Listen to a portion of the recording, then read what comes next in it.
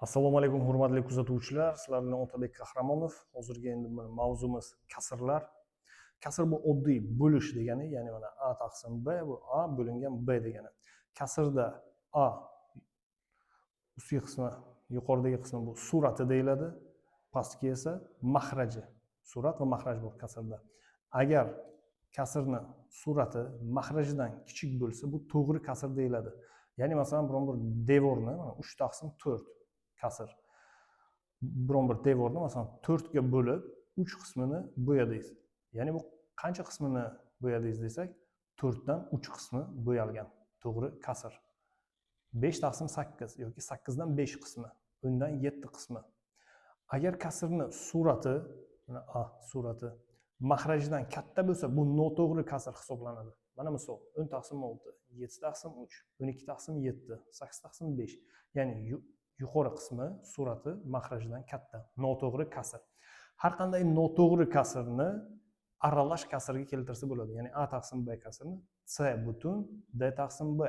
Ya'ni masalan misol, oddiy misol, aralash kasrga 23 taqsim 4, 23 ning ichida 4 5 ta, mana butun qismi 3 qoldiq, 4 esa mana mahrajda 4 yoziladi. Ya'ni bundan oldingi mavzuda qoldiqli bo'lish o'tgan edik. Xuddi shu qoldiqli bo'lish. Ya'ni butun qismi qoldig'i, bu esa bo'luvchi. 32 taqsim 15, 32 ning ichida 15 2 ta, 2 qoldiq, mana 15 mahraja. Endi yana teskari, agar sizga aralash kasr berilgan bo'lsa, ko'p misollarda aralash kasr berilganda siz uni noto'g'ri kasrga keltirishingiz kerak. Bu holatda nima qilamiz? Butun qismini mahrajga ko'paytirib, suratini qo'shib qo'yamiz. 5 ko'paytirilgan 4 qo'shilgan 3 23 taqsim 4. Endi kasrni qisqartirish. Misollarda agar katta kasrlar berilgan bo'lsa, surat mahraji katta sonlardan iborat bo'lsa va agar ularni umumiy bo'luvchisi, ya'ni eng katta umumiy bo'luvchisi ekubi bo'lsa, shu ekubiga bo'lib qisqartirsa bo'ladi. Har qanday kasrni surat va mahrajini bir xil songa, ya'ni ekubga bo'lsak bo'ladi. Mana masalan oddiy misol 25 taqsim 75 suratini ham 25 ga va mahrajini ham 25 ga bo'lib qisqartirsak bo'ladi. 25 bo'lingan 25 1, 75 bo'lingan 25 3.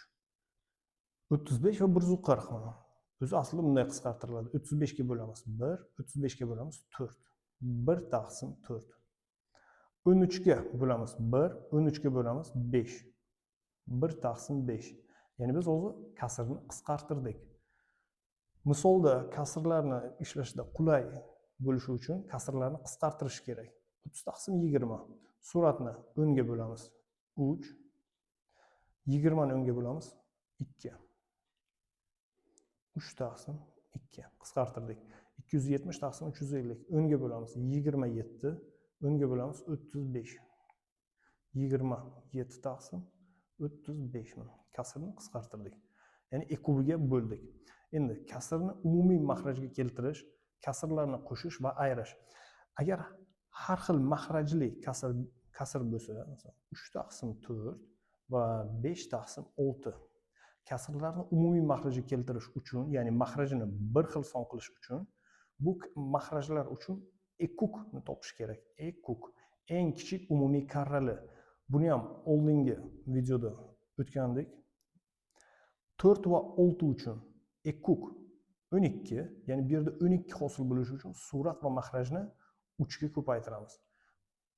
Bu kasrda mahrajda 12 hosil bo'lishi uchun surat va mahrajni 2 ga ko'paytiramiz. 3 ko'paytirilgan 3 9, 3 kere 4 12, 2 kere 5 10, 2 kere 6 12 mana. Ikkita kasrni umumiy mahrajga keltirdik. Kasrlar umumiy mahrajga keltirilgandan keyin bularni qo'shsak ham bo'ladi, ayirsak ham bo'ladi yoki solishtirsak ham bo'ladi. Qaysi biri katta yoki kichikligini aniqlash uchun umumiy mahrajga keltiriladi. Har qanday kasrni surat va mahrajini bir xil songa ko'paytirsa bo'ladi. Mana shu xossani qo'llaymiz. Endi masalan biron bir misol berilgan 7 taqsim 8 qo'shilgan 5 taqsim 9 mana. 8 va 9 uchun ekuk 72. 72 hosil qilish uchun 9 ga ko'paytirish kerak. Faqat mahrajni ko'paytirmaymiz, ham suratni, ham mahrajni ko'paytirish kerak. 72 hosil qilish uchun mahrajda 8 ga ko'paytiramiz. 9 kere 7 63. 9 kere 8 72. 8 kere 5 40. 8 kare 9 72. Mahraji bir xil. Suratlarni qo'shsak bo'ladi. Ya'ni kasrlar mana shunday turishda qo'shiladi. Ya'ni suratlarni qo'shamiz. Mahraj esa bitta umumiy bo'ladi. Ya'ni 103 taqsim 72. Agar 3 ta kasr berilgan bo'lsa ham, uchalasini suratini qo'shib bitta umumiy mahraj yozamiz. Agar solishtirish bo'lsa, qaysi kasr katta, qaysi biri kichik bo'lsa, 9 taqsim 5 va 7 taqsim 8. Mana shu ikkita kasr berilgan bo'lsa, bu bizda noto'g'ri kasr, chunki surati katta. Bu esa to'g'ri kasr. Har doim noto'g'ri kasr to'g'ri kasrdan katta bo'ladi. Nimaga? Chunki bu yerda butun qismi bor. Shuning uchun birdan bu kasrni katta desak bo'ladi. Ikkinchi usuli buni umumiy mahrajga keltiramiz. 5 va 8 uchun ekuk 40, bu yerda 8 ta beramiz, bu yerga 5 ta beramiz. 8 kare 9 72 taqsim 40. 5 kare 7 35, 5 kare 8 40. Umumiy mahrajga keltirdik. Qaysi birini surati katta bo'lsa, o'sha kasr katta hisoblanadi. Hozirgi mavzuni tushungan bo'lsangiz, o'zi ekranda vazifalar chiqadi. Shularni bajarib, bilimingizni kuchaytirib oling. Xo'p, darsimizni davom ettiramiz. Kasrlar ustida amallar. Endi masalan, bir nechta oddiy kasr berilgan bo'lsa, bularni qo'shish uchun umumiy mahrajga keltirish kerak. 4, 9, 36, 18 va 72 uchun ekukni topish kerak. Ekuk, ya'ni eng kichik umumiy karali bu 72 bo'ladi. Bu yerda 72 hosil bo'lishi uchun surat mahrajini 18 ga ko'paytirish kerak. 72 hosil bo'lishi uchun 8 ga ko'paytirish kerak. Bu yerda 2 ga ko'paytirish kerak surat mahrajini, bu yerda esa 4 ga, bu yerda esa 1 ga, chunki 72 turibdi. Hammasini ko'paytirib chiqamiz. 18 kare 3 54 taqsim 72 plus 8 kare 4 32 taqsim 72 plus 50 taqsim 72 plus 52 taqsim 72 plus 1 taqsim 72. Hamma kasrning mahraji bir xil bo'lgandan keyin bitta mahraj ustida hamma suratlarni qo'shib chiqamiz. 54 plus 32 plus 50 plus 52 va plus 1. Bizda javob chiqadi. Tak 86 136 189 taqsim 72. 9 ni bo'lish alomati bo'yicha 1 plus 8 plus 9 18 chiqadi. Ya'ni bu son 9 ga bo'linadi. 9 ga qisqartirsak 21, 9 ga qisqartirsak 8. Ya'ni oxirgi umumiy javobi bizga chiqadi 21 taqsim 8. Shu oxirgi javobi. Endi agar aralash kasrlar yig'indisi berilgan bo'lsa, bu holatda qanday hisoblash kerak? Birinchi usuli, har bir aralash kasrni butun qismini mahrajiga ko'paytirib, suratini qo'shib, noto'g'ri kasrga keltirsak, mana bu holatlarga keladi. Noto'g'ri kasrga keltirib, umumiy mahrajga keltirib, keyin hisoblasa bo'ladi. Mana umumiy mahrajga keltirib, xuddi mana shu birinchi misoldagidek. Ikkinchi usuli bor, ya'ni qism bo'yicha hisoblash. Ya'ni mana aralash kasrda butun qism bor, kasr qismi bor. Avval butun qismlarni qo'shamiz. Ya'ni bu tezroq, osonroq yo'li. 4 plus 1 plus 2 plus 5. Bu yerda butun qism yo'q, mana butun qism 3.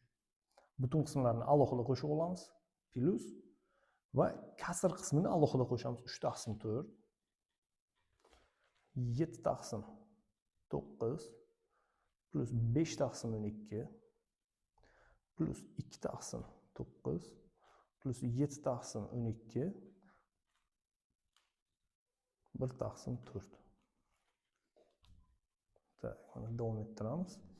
4 plus 1 5, 7, 12, 15. Butun qismi 15 ga teng. Plus endi kasr qismini 4, 9, 12, 9, 12, 4 uchun ekuk eng kichik umumiy karali bu 36 9 ta umumiy mahraj keltiramiz hammasini. 4 ta, 3 ta, 4 ta, 3 ta va 9 ta. Birdan 36 chunki hammasini umumiy mahraj keltirdik. 27 plus 28 plus 15 plus 8 plus 21 plus 9. 15 plus endi hisoblaymiz. 27 ga 28 55, 55 ga 15 70, 70 ga 8 78, 99 ga 108. 108 bo'lingan 36. Bu holatda 108 36 ga qoldiqsiz bo'linadi, ya'ni javob 3 bo'ladi. Teng 18. Endi mana yana boshqa misol. Shu holatda agar mana butun qismi 15 chiqdi, kasr qismi esa masalan 34 taqsim masalan 13 chiqdi. Ya'ni kasr qismi bo'linmaydi. Bu holatda nima qilish kerak? Kasr qismini aralash kasrga keltirish kerak. Plus 34 ning ichida 13 ikkita, 8 qoldiq va 13. Kasr qismini aralash kasrga keltirdik. Butun chiqqan javobga, butun qismiga kasrning butun qismini qo'shamiz. 17 butun 8 taqsim 3. 13. Mana shu holatda javob chiqadi. Endi agar 3-holat kasr qismini javobi bizga to'g'ri kasr bo'lib chiqsa-chi, to'g'ri kasr. Masalan, 15 taqsim masalan 18. Bu holatda birinchi agar qisqartirib 3 ga bo'lsak, 5, 3 ga bo'lsak, mana 6. 5 taqsim 6. Butun songa to'g'ri kasr qo'shilsa, buni birdan aralash kasr shaklida yozsa bo'ladi. Mana shu holatda yozamiz. Endi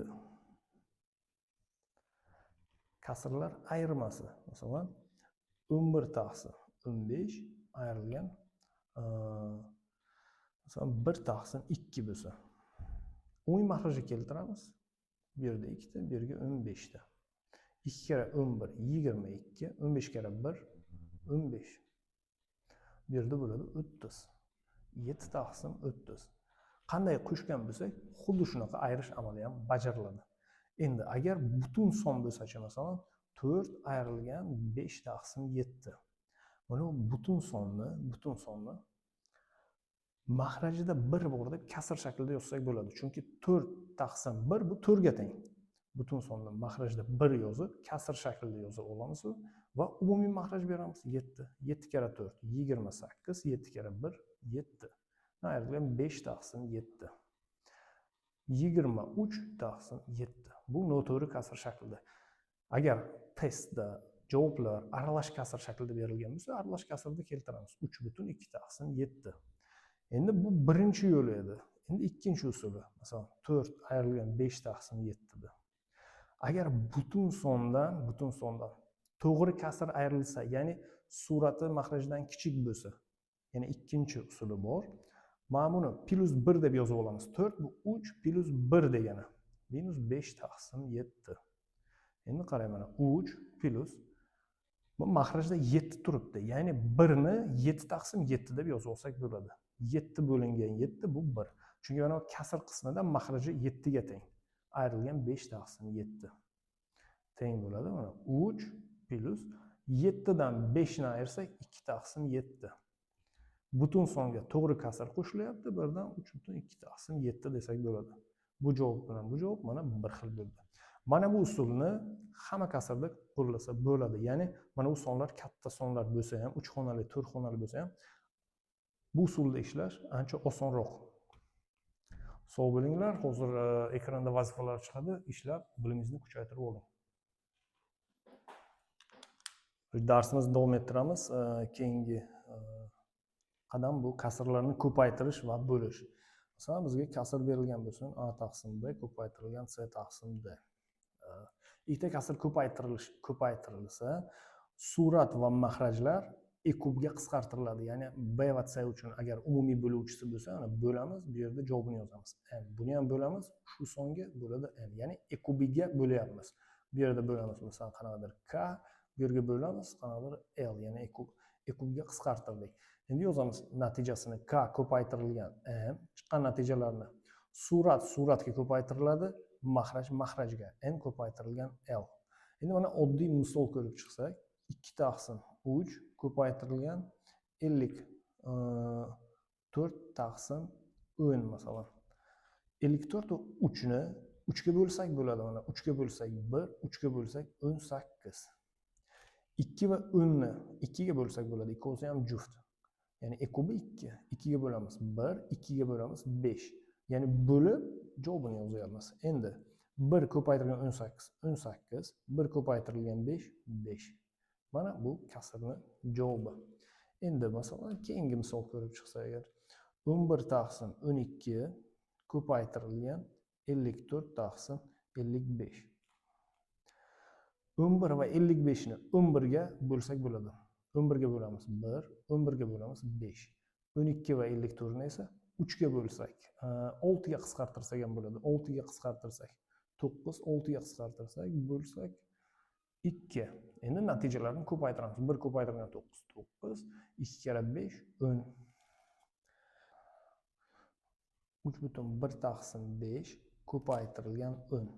Aralash kasrga butun son ko'paytirilsa, aralash kasrni noto'g'ri kasrga keltirish kerak. 3 ni 5 ga ko'paytirib 1 ni qo'shamiz. 16 taqsim 5 ko'paytirilgan mana butun son mahrajda 1 yozib kasr shaklida ifodalasak bo'ladi. 5 ga bo'lamiz 1, 5 ga bo'lamiz 2. 16 ko'paytirilgan 2, 32. Ya'ni mahrajda 1 kara 1, 1 yozmasak ham bo'ladi. Endi masalan bir nechta kasrlar agar ko'paytirilsa, masalan 14 taqsim 15 ko'paytirilgan 55 taqsim 56 ko'paytirilgan 3 taqsim 16 ko'paytirilgan 8 taqsim 11. Masalan 4 ta kasr mana ko'paytirilyapti. Bu holatda surat va mahrajlarni qisqartirib ketaveramiz. Ya'ni mana 11 bilan 55 ni 11 ga qisqartirsak bo'ladi. 11 ga bo'lamiz 1, 11 ga bo'lamiz 5.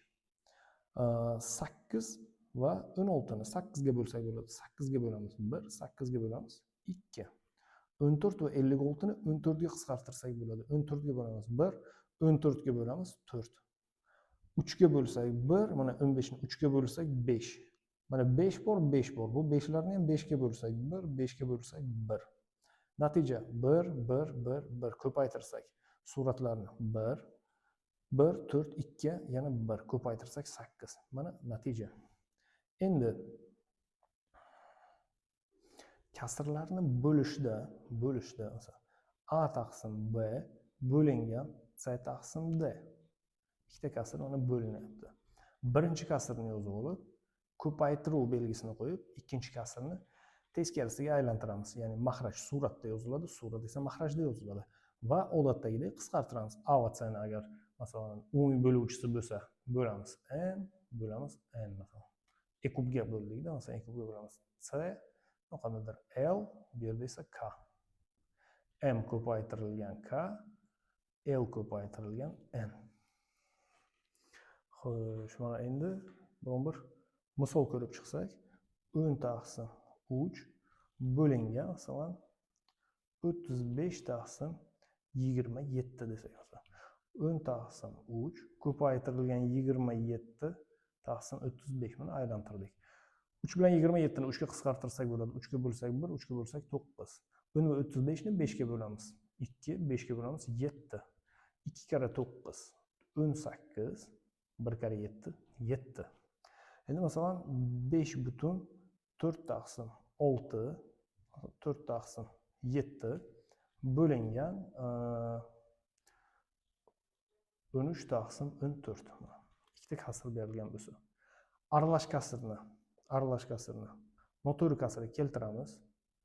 5 kara 7 35, 4 ni qo'shamiz 39 taqsim 7. Ko'paytirilgan 14 tepaga, 13 esa pastga tushadi. 7 va 14 ni 7 ga qisqartirsak bo'ladi. 7 ga qisqartiramiz 1, 7 ga qisqartiramiz 2. 13 ga bo'lsak 1, 13 ga bo'lsak 3.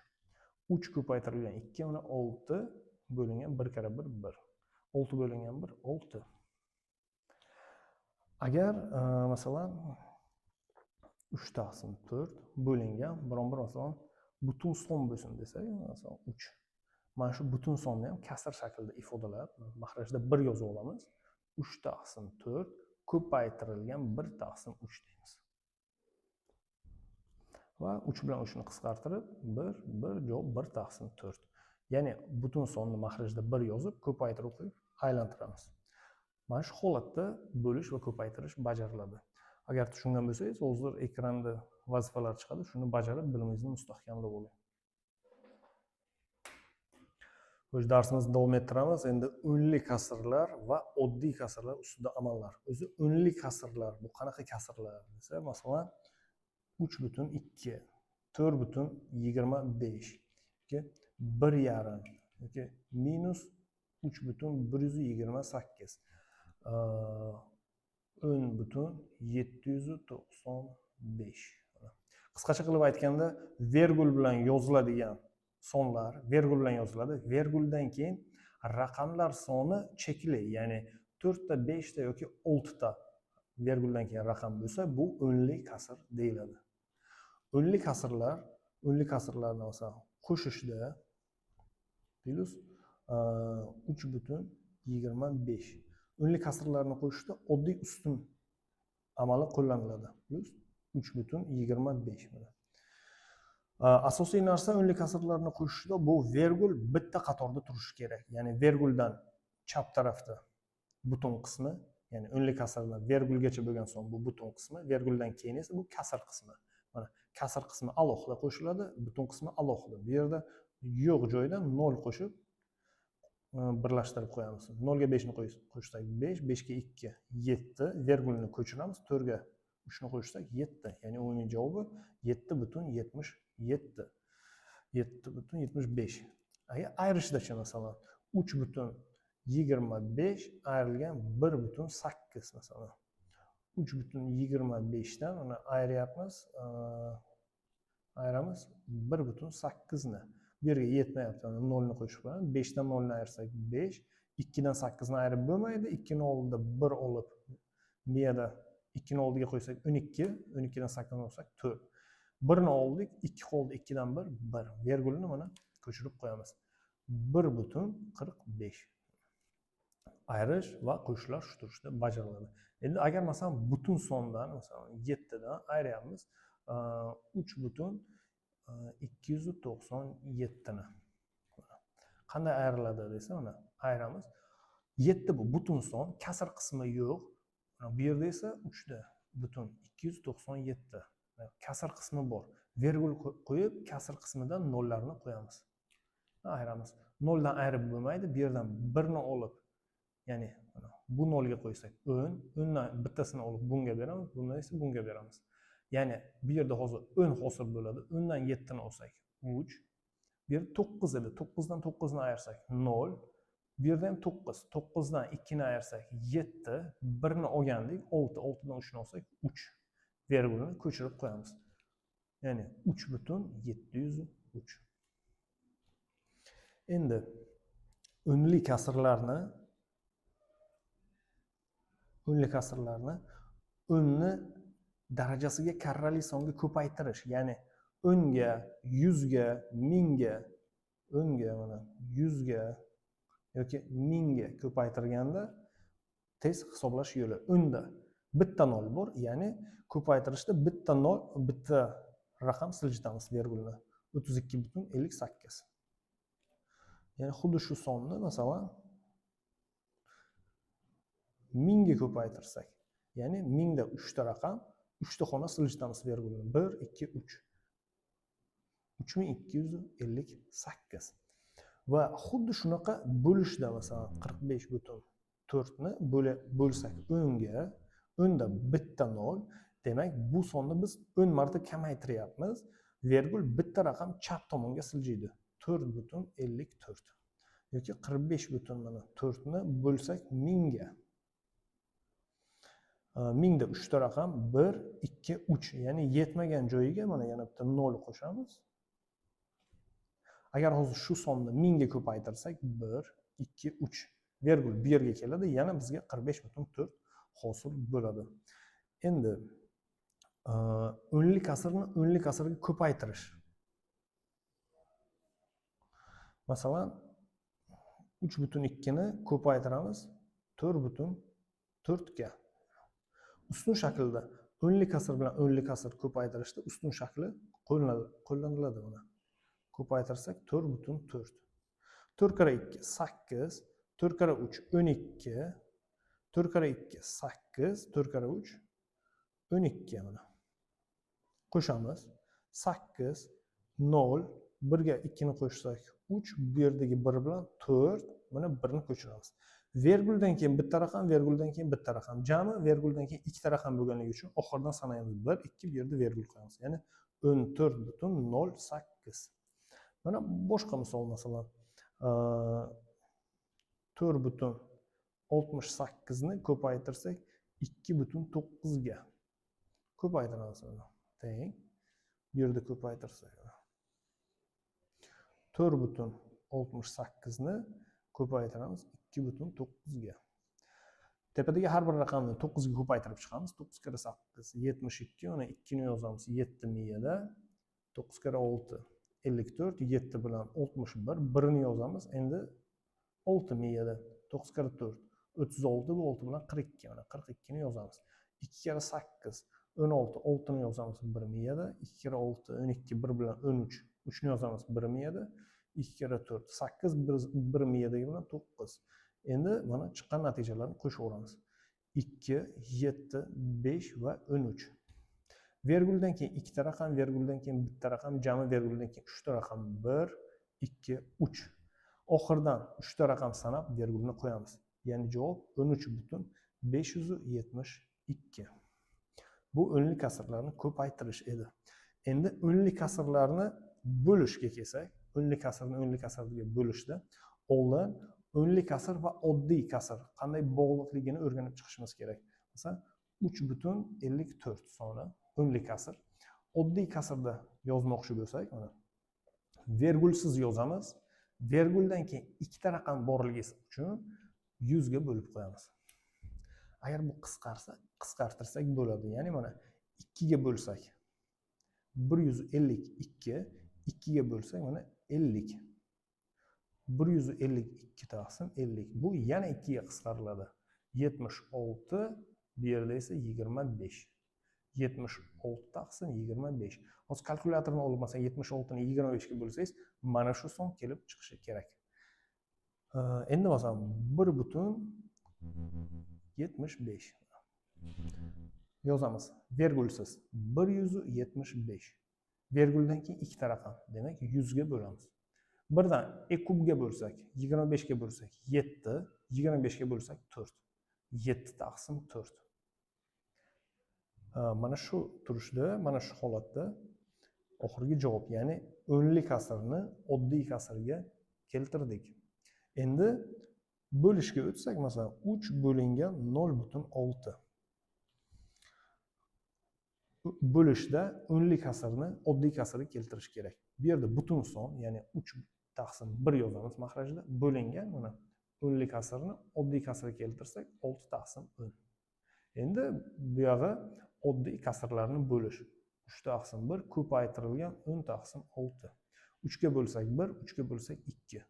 10 1 kare 10 10, 1 kare 2 2. 10 bo'lingan 2 5 javobi.